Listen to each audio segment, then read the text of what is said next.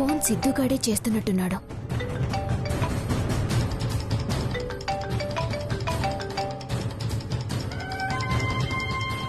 Sam, ఎక్కడున్నావు Sam? నీకోసం wait చేస్తున్నాను.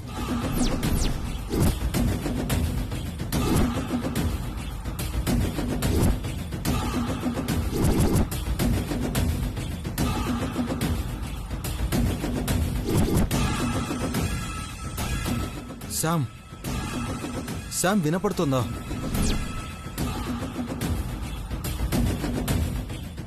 హలో,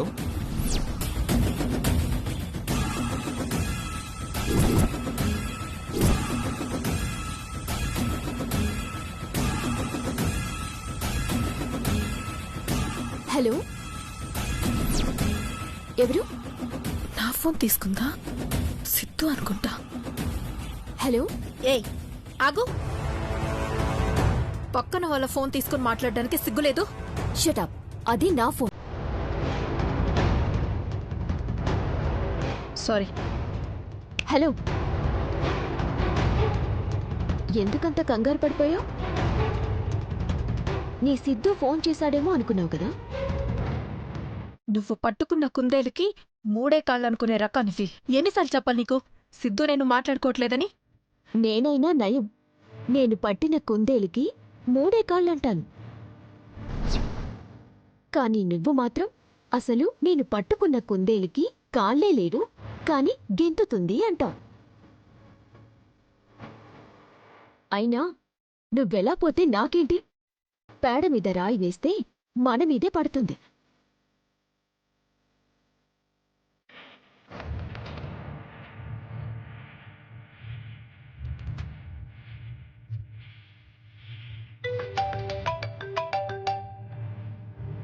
హలో, శామ్, సత్రం దగ్గర నీకోసం వెయిట్ చేస్తున్నాను. నీతో మాట్లాడాలి. వస్తున్నా సిద్ధు. అప్పటి వరకు ఎవరి కంట పడుకు. సరే.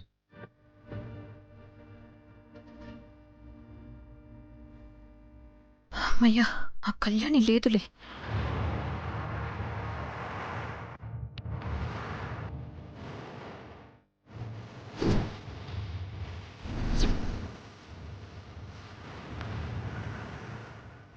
సిద్ధుని కలవడానికి వెళ్తున్నావా?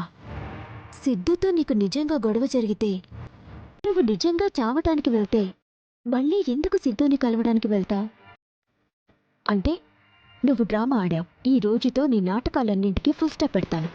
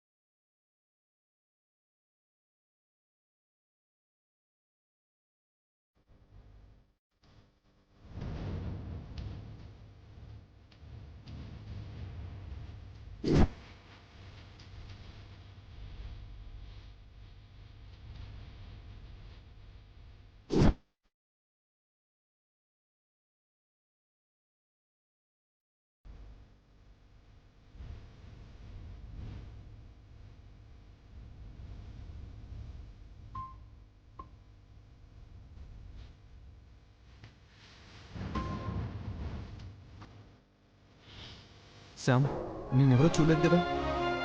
లేదు. చెప్పు, ఎందుకు రమ్మన్నావు? అయినా నీకెన్నిసార్లు చెప్పాను సిద్ధు, ఫోన్ల మీద ఫోన్లు చేయొద్దు అని. నీకు అర్థం కాదా? ఆ కళ్యాణికి ఎప్పుడు నా మీద అనుమానమే. ఏం చేయను, నా బ్రతుకలా తగలడింది. తినడానికి తిండి లేదు, ఉండడానికి ప్లేస్ లేదు, నరకం అనుభవిస్తున్నాను, పిచ్చి వాళ్ళ తిరుగుతున్నాను, దొంగలా దాక్కుంటూ బ్రతకాల్సి వస్తుంది. మన ప్రేమ బతకాలంటే తప్పదు సిద్ధు.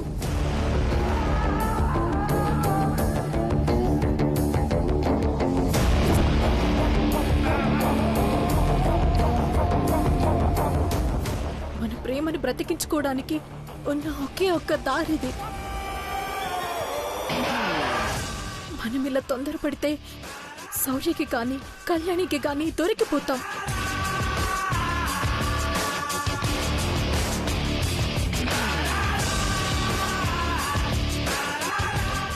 అప్పుడు మనం ఇప్పటి వరకు పడ్డ కష్టాలన్నీ వృధా అయిపోతాయి. ఎంతో ప్లాన్డ్గా నువ్వే నన్ను ఇంటి నుండి బయటకు గెంటినట్టు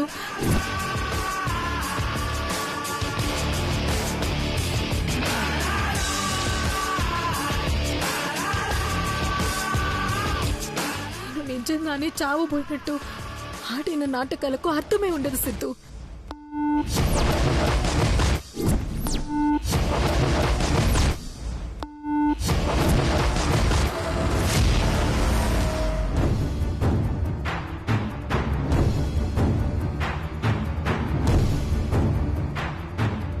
శౌర్య పాయింట్ బ్లాక్ లో గన్ను పెట్టినా భయపడకుండా ఆ ఇంట్లో అందరూ అనరాని మాటలు అన్నా అన్ని భరించాను. దేనికోసం? మన ప్రేమ కోసం. దమయంతి అత్తయ్య ఇంట్లో నాతో గొడ్డు చాకిరి చేయిస్తున్నా అనుక్షణం టెన్షన్తో చేస్తూ బ్రతుకుతున్నాను. ఎవరి కోసం? మన ప్రేమ కోసం కాదా?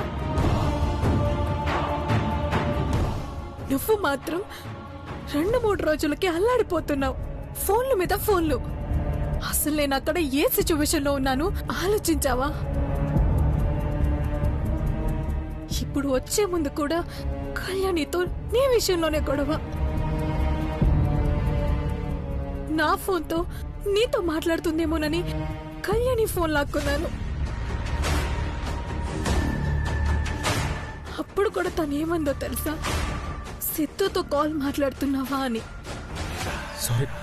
సారీ శామ్, బట్ ఎక్కువ రోజులు నువ్వు అక్కడ ఉండడం కరెక్ట్ కాదు. అది నీకు రిస్క్. ఆ విషయం నాకు అర్థమైంది సిద్ధు. అందుకే ఛాన్స్ కోసం ఎదురు చూస్తున్నాను. ఒక్క నిమిషం శామ్, నేను నీకు ఫస్ట్ టైం కాల్ చేసినప్పుడు నువ్వేం మాట్లాడలేదేంటి? కట్ చేసావు. కట్ చేశానా? ఏనా?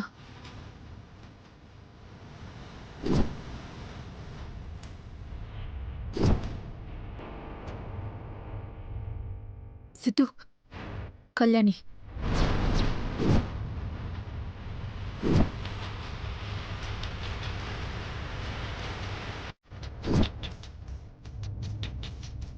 కళ్యాణి నా ఫోన్ లిఫ్ట్ చేసినట్టుంది.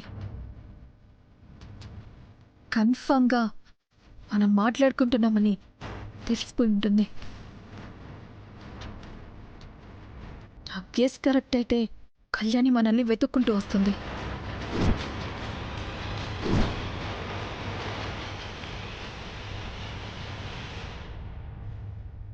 ఈ చుట్టుపక్కల ఎక్కడైనా ఉందేమో చూడు.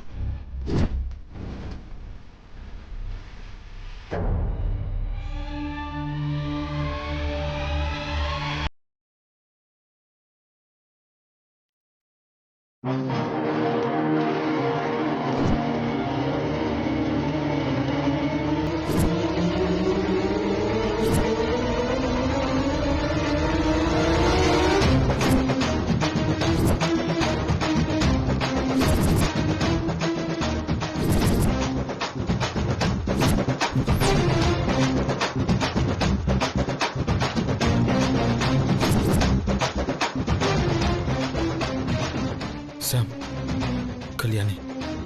సిద్ధు, నువ్వు వెళ్ళిపో. తను ఈ పాటికి సౌరికి చెప్పే ఉంటుంది. జాగ్రత్త శామ్. నీ చూసుకుంటానులే, నువ్వు వెళ్ళి సిద్ధు. జాగ్రత్త వెళ్ళి సిద్ధు. జాగ్రత్త శామ్. రే సిద్ధు, ఆగరా. రే సిద్ధు, ఏ ఆగరా. రే సిద్ధు, ఏ ఆగరా.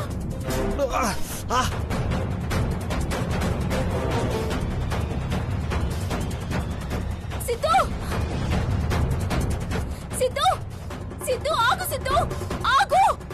సిద్ధు, సిద్ధు ఆగు. సిద్ధు.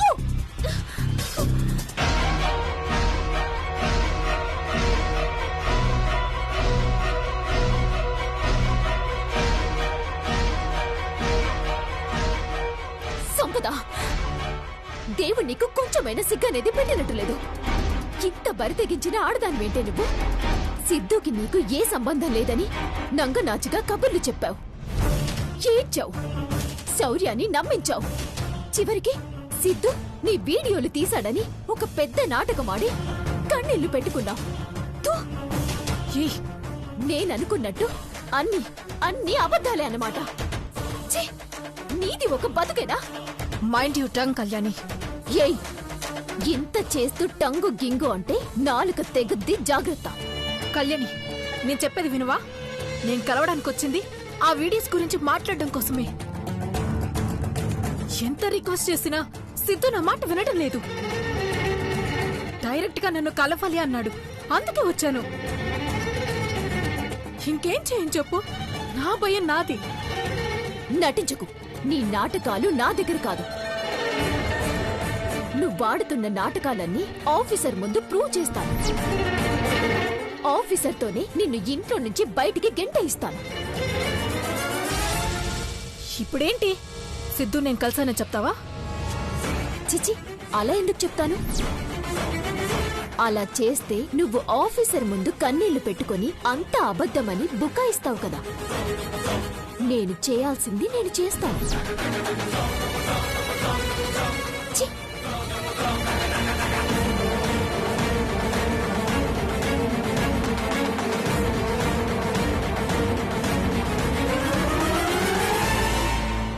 కేశవ, రాంప్రసాద్ సార్. సిద్ధు సంపదల కాల్స్ అన్ని ట్రేస్ చేశారా? చేశాం సార్. Any clue? లేదు సార్, వాడు చాలా తెలివైనవాడు సార్. ఆ నంబర్ నుంచి సంపద గారికి కాల్స్ అయితే వస్తున్నాయి, బట్ 1 మినిట్ కూడా మాట్లాడలేదు సార్. మరి టెక్స్ట్ మెసేజ్ డీటెయిల్స్ తీసారా? తీసాం సార్, బట్ అన్ని కోడ్ లాంగ్వేజ్లోనే ఉన్నాయి కానీ డైరెక్ట్ మెసేజ్లు లేవు సార్. ప్రతిదానికి ఏదో ఒక రీజన్ చెప్పకండి. క్రిమినల్కే అన్ని తెలివితేటలుంటే మనకెన్ని ఉండాలి?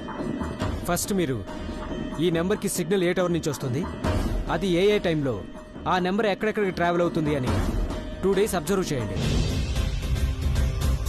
తొందరపడి మనం వాడి మీద అటాక్ చేస్తే వాడు తప్పించుకునే ఛాన్స్ ఉంది. అలాగే సార్. అలాగే కాదు, ఏ రోజు ఆ రోజు ఈవినింగ్కి నాకు అప్డేట్ ఉండాలి. వెళ్ళండి. Okay sir. సిద్ధు, ఎంత వరస్ట్ గడివేంట్రా? నీలాంటి వాళ్ళ వల్లేరా కాపురాలు జీవితాలు నాశనం అవుతున్నాయి. ఒకసారి వాడికి కాల్ చేస్తే న్యూ నెంబర్ అని లిఫ్ట్ చేస్తాడేమో.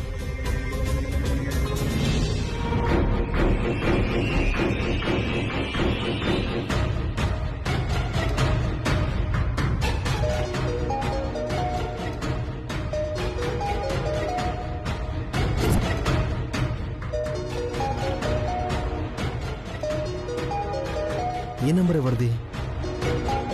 నా కొత్త నెంబర్ శ్యామ్కి శౌర్యకి మాత్రమే కదా తెలుసు. శౌర్య ఏమైనా కొత్త నెంబర్ నుంచి చేస్తున్నాడా?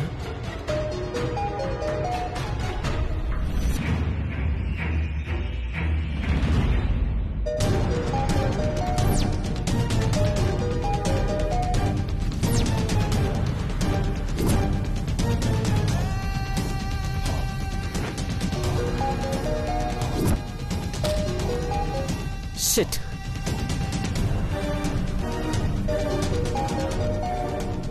కన్ఫర్మ్, ఈ నెంబర్ ఖచ్చితంగా పోలీస్ డిపార్ట్మెంట్ వాళ్ళదే అయి ఉంటుంది. మీరు డయల్ చేసిన నంబర్ ఇప్పుడు మొబైల్ని స్విచ్ ఆఫ్ చేయబోతున్నాడు. తెలీదు అనుకుంటారా?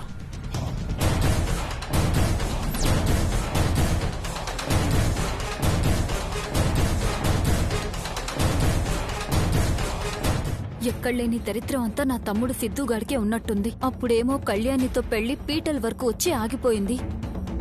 మహాలక్ష్మితో పెళ్లి చావు దాకా వచ్చి ఆగింది. అసలెక్కడున్నాడో ఏంటో. ఒకసారి ఫోన్ చేసి కనుక్కుంటే పోతుంది.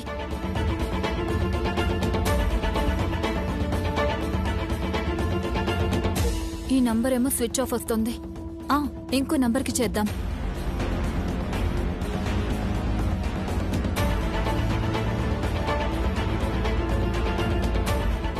ఒరే తమ్ముడు, టెర్రరిస్టులు కూడా ఇన్ని నంబర్లు మార్చరేమోరా. వన్ వే ట్రాఫిక్ లాగా నువ్వు మాకు చేయడమే కాని నీకు మేం చేయడానికే లేదాయే. సర్లే, అమ్మకైనా చేస్తాను. పాపం కొడుకు దూరం అయ్యాడన్న బాధలో మునిగిపోయి ఉంటుంది.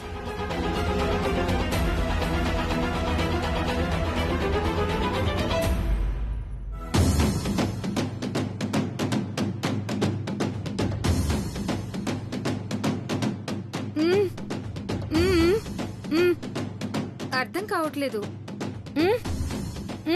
ఓ, ఎన్ని రోజులకి తగ్గుతుంది అంటున్నారా? పక్షవాతం అంత ఈజీగా తగ్గదు. చాలా సంవత్సరాలకు గాని కొంచెం బెటర్ అవ్వదు. వచ్చి 2 రోజులు కూడా అవ్వలేదు, అప్పుడే ఎప్పుడు తగ్గుతుంది అంటున్నారా?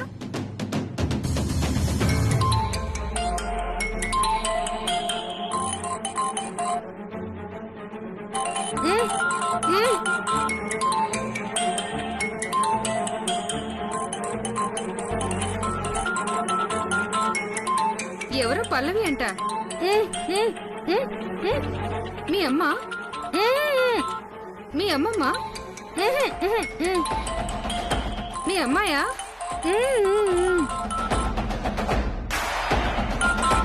హలో, ఎవరు మీరు? మా అమ్మ ఫోన్ మీ దగ్గర ఉందేంటి? మీ అమ్మ ఫోన్ మా దగ్గర ఉండడం కాదు, మీ అమ్మగారు కూడా మా దగ్గరే ఉన్నారు. అర్థం కాలేదు. మీ అమ్మగారికి పక్షవాతం వచ్చి చెయ్యి నోరు పడిపోయాయి. మీకింకా ఈ విషయం తెలీదా?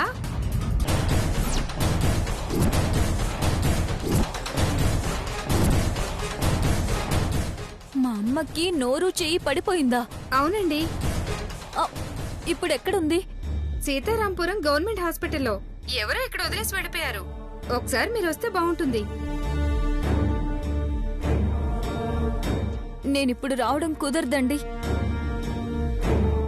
కానీ ఎలాగోలా త్వరలో వచ్చేస్తాను. అప్పటి వరకు జాగ్రత్తగా చూసుకోండి. అలాగే. విన్నావుగా?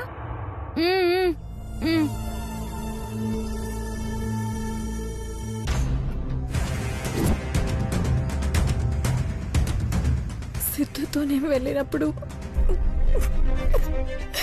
సిద్ధు నేను డ్రెస్ చేంజ్ చేసుకుంటుంటే స్పై కెమెరాతో వీడియోలు తీశాడంట. వెళ్ళు సిద్ధు, వెళ్ళు. రే సిద్ధు,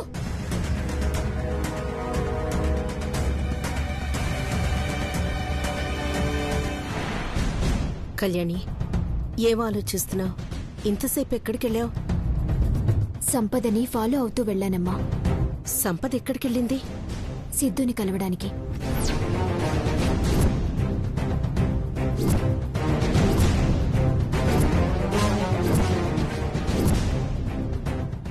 ఏంటి కళ్యాణి నువ్వనేది? అవునమ్మా, సంపద సిద్ధు దొంగచాటుగా కలుసుకున్నారు, మాట్లాడుకున్నారు. బట్ ఏం మాట్లాడుకున్నారో వినలేకపోయాను. నన్ను చూసి సిద్ధు పారిపోయాడు. అంటే సిద్ధు సంపదని ఇంటి నుండి పంపించేయడం, సంపద చావాలనుకోవడం, అదంతా నాటకమని నాకనిపిస్తోంది. అనిపించటం కాదు, అదే నిజమై ఉంటుంది. సంపద మన ఇంటికి రావడానికి ఇద్దరూ కలిసి ఇంతలా నాటకాలాడారు అనిపిస్తోంది.